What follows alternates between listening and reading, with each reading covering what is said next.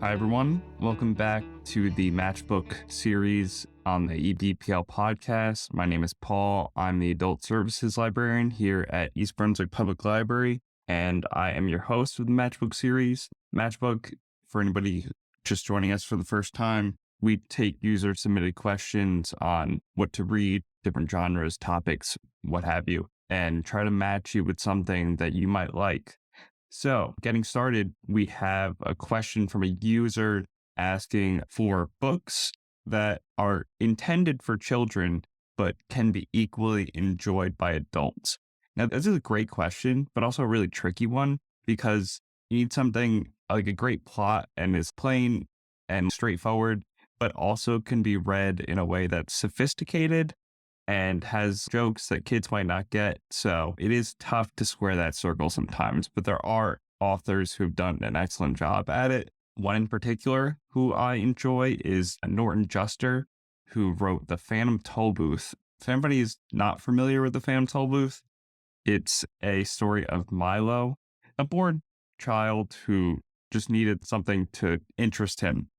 And all of a sudden, a toll booth mysteriously appears in his room one day. He drives through the toll booth, not because he's particularly enthused by it.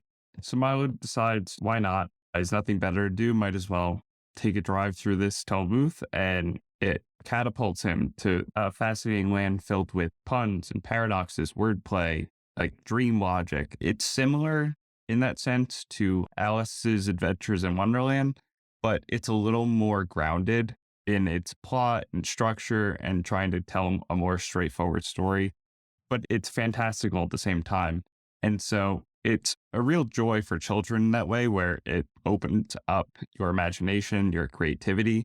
I can totally see where adults would like it as well, because there's clever bits of humor that are for kids, but also I'd say mostly for adults.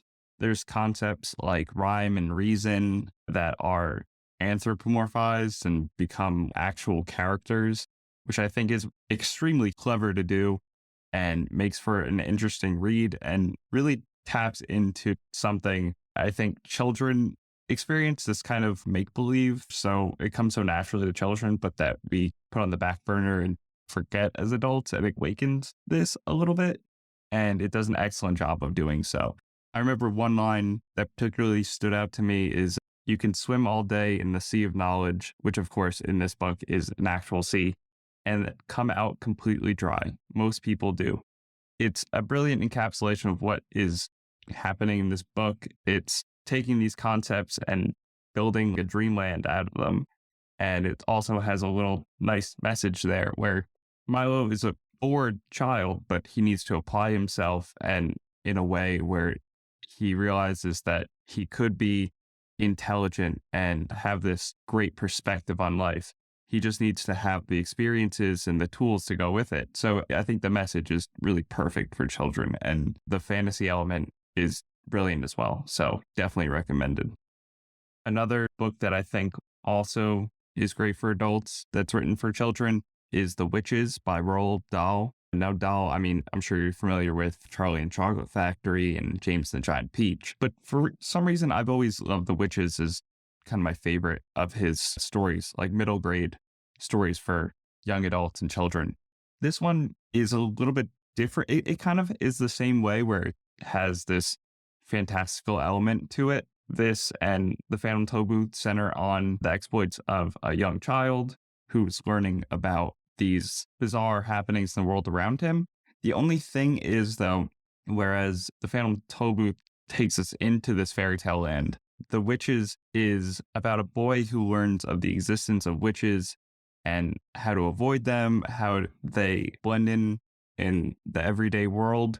And it takes something so fantastical and makes it mundane almost, where the witches are just a group of people who gather at a hotel for a convention.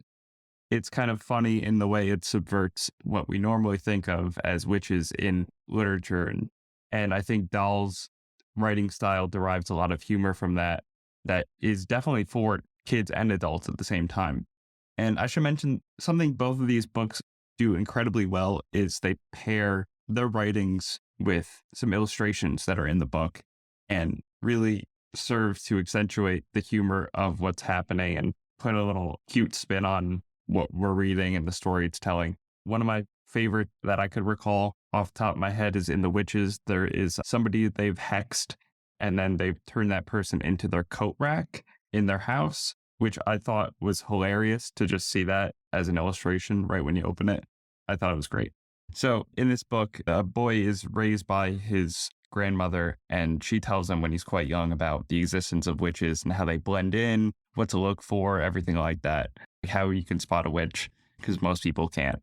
And he kind of believes her, but not really, until he happens upon this group of witches one day, and he has to really use his wits, connive his way out of the situation, and use all of these tools and these resources that his grandmother has told him.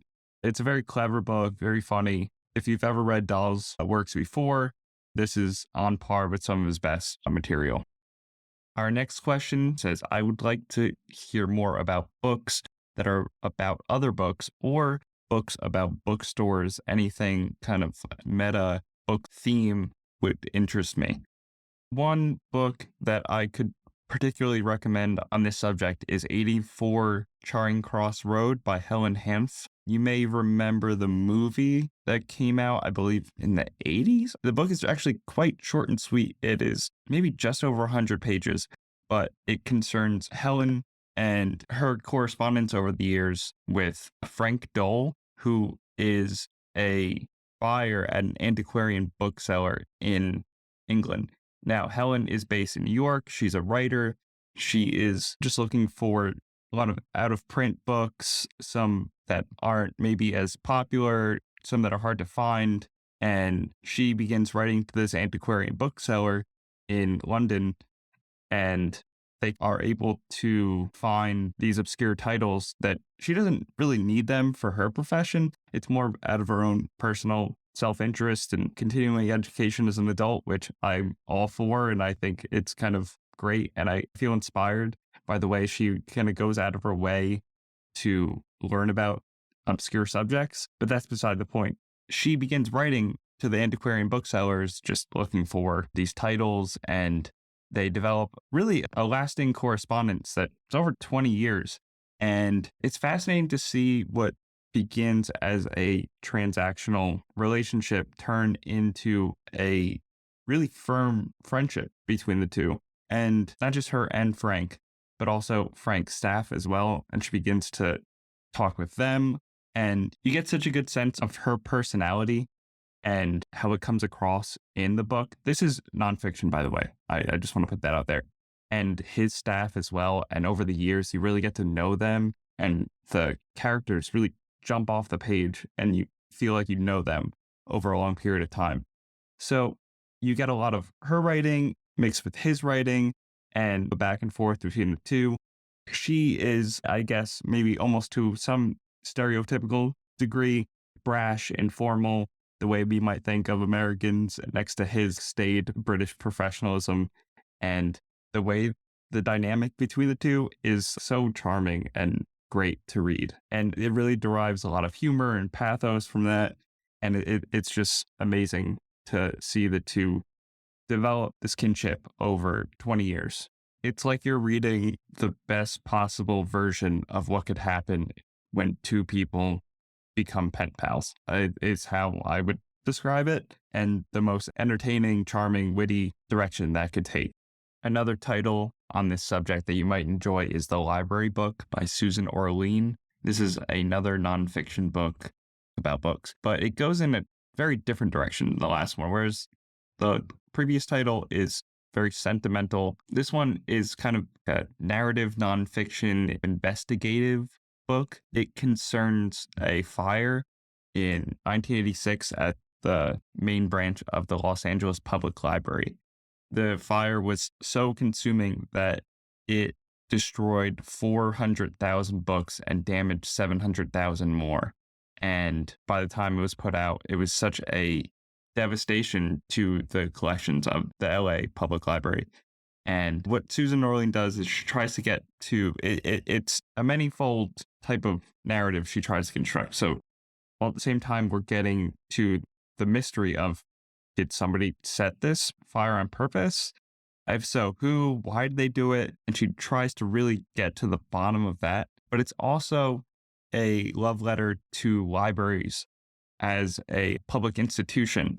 So she covers the crucial role libraries play in our lives. She delves into the evolution of libraries across the country and the world, many of those origins being from the United States. The humble beginnings as a charitable initiative to the current status is really one of the best public institutions we have throughout communities all across the country. Orlean does some great journalistic work, really interviewing some of the key people associated with this event, but also with the history of libraries and the future of libraries, and tracing their evolution over the years, how they've grown, how they've been able to avoid this kind of mistake and the repercussions that it could have for a library's collections, and showing how people came together and reacted in such an intelligent and unified way to bolster public libraries, make sure that they would be able to respond to this type of situation, and how they have been able to fortify